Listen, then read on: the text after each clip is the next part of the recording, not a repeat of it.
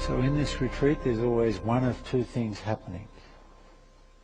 Either you're present, your mind is silent, you're feeling peaceful, maybe you're even feeling the oneness. Or something is being triggered.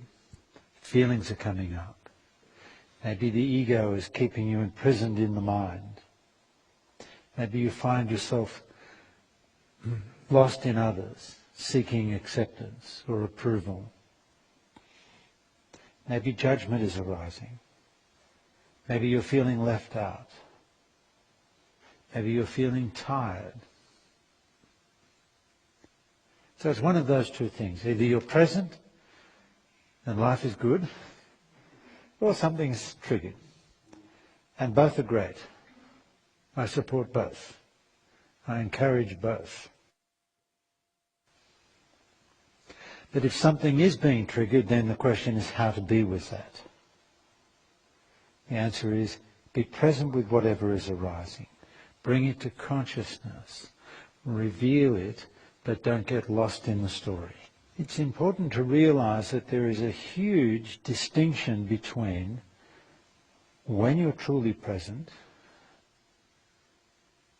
awakened presence, and when you're in the mind and the ego. It's like night and day.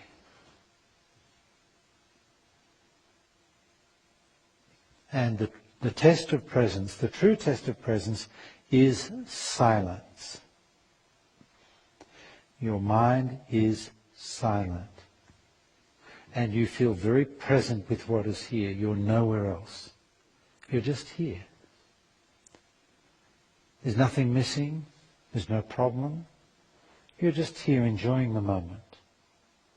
Feeling whole and complete within yourself in this moment. That's presence. The mind is silent. Everything else is the mind and ego. Everything else is your story. Your story with all its feelings, with all the limitations, with all the pain, with all the hope. It's important to realize that you can be both of these things at the same time. Once you get to a certain level of presence. Once you open to a sufficient level of presence, it never really goes away. So even when the story is showing up, even when the feelings are coming up, you can still be present with it, revealing it. At other times you're so present that there's only one dimension here, presence. The most difficult aspect is when the only dimension that's here is the mind and ego, the story, and there's no presence.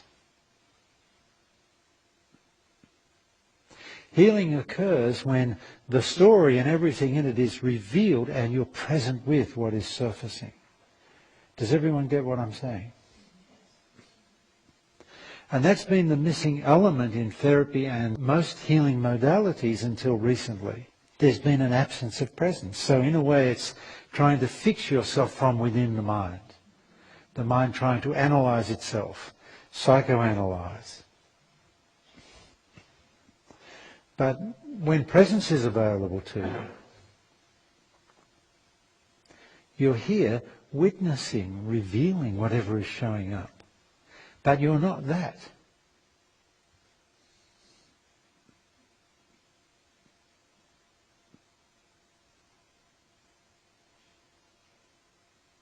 In a way, you have to own and acknowledge and confess that you are that in order to go beyond being that. Do you get what I'm saying?